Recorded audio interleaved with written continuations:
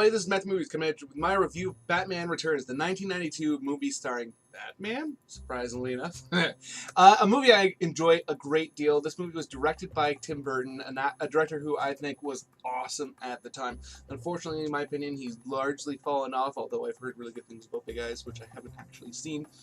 I used to love his flicks, and I think this has all of the charm of why he was such a great director at the time. Of course, starring Michael Keaton, the last film that he did as Batman, I mean, the guy just absolutely killed it as the character. I just love his performances. I love how you can really tell the difference between when he's performing as Bruce Wayne or as Batman. He's just got a completely different expression on the bit of his face that you can see, and there's just so much like darkness to the way he portrays himself when he's Batman, and there's also like several crazy looks that he gives and all kinds of stuff. Like he's a very intimidating character when he's Batman, and then when he's Bruce Wayne, there's a lot of times where he's kind of morose and it feels like he's not being himself. That is his mask, not Batman, which I think is just such an awesome element of this story and a major reason why this movie is so successful in my personal opinion. And of course, the villains of this movie play a major part of this film. I think Michelle Pfeiffer absolutely kills it as Catwoman. She's got so much character to her. She's very entertaining. She is over the top, but not in such a way that it doesn't feel real. And she, like, the expressions that she gives as well, like there's a very classic scene where she addresses the camera, and the way in which she like kind of meows at it is just really great.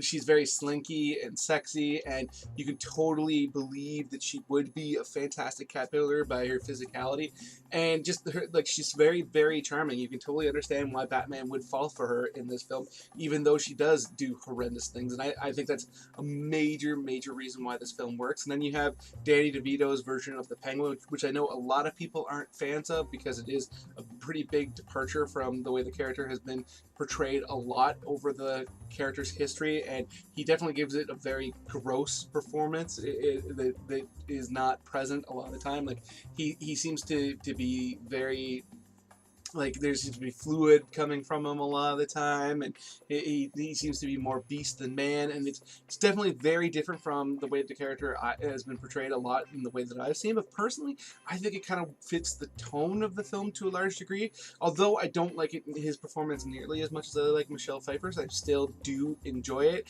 and I think it's a very entertaining at the very least, and it has some very interesting sequences, like when he, spoiler alert, when he dies at the end of it, where you have all the penguins kind of walking him off into the water.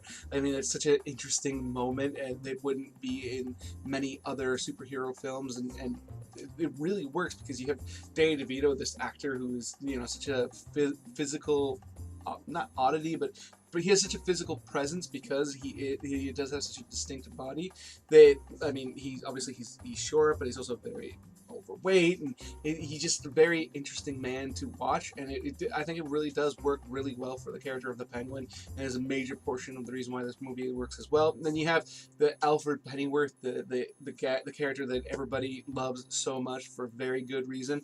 I mean, I think that the actor, and I do not know his name unfortunately off the top of my head, but I think the actor who played him in the original four Batman films did a fantastic job. He had a lot of character to him and panache, but I mean, I will say, of the three major Alfreds that we've seen over the three franchises so far, that being the recent DCEU and the Nolan films, and this, I have to say it's my least favorite, even though I do enjoy it so much, and it's so iconic in my mind because these movies are so close to my heart.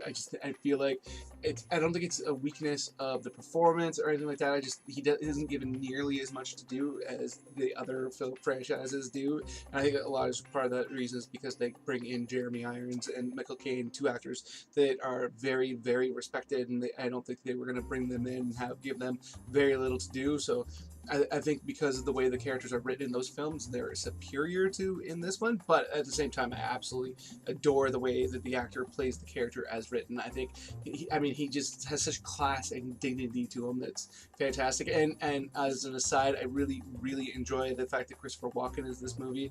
I mean, his character in the story is kind of interesting. The whole idea that he's trying to manipulate it so that the Penguin becomes the mayor of Gotham City is pretty fascinating. But if anybody was going to be able to pull that such an over the top and ridiculous situation off, it is definitely going to be Christopher Walken, who of course delivers every line with such gusto and unique staccato to it that it just makes it so that those moments totally work. So those are my thoughts on Batman Returns. Let me know in the comment section below what you think, if you're a fan, if you hate it, where you think it deserves to be remembered in the history of Batman films, whatever.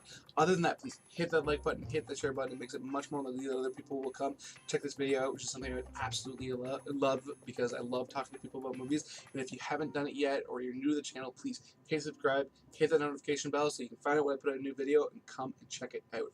Other than that, have yourself a good day.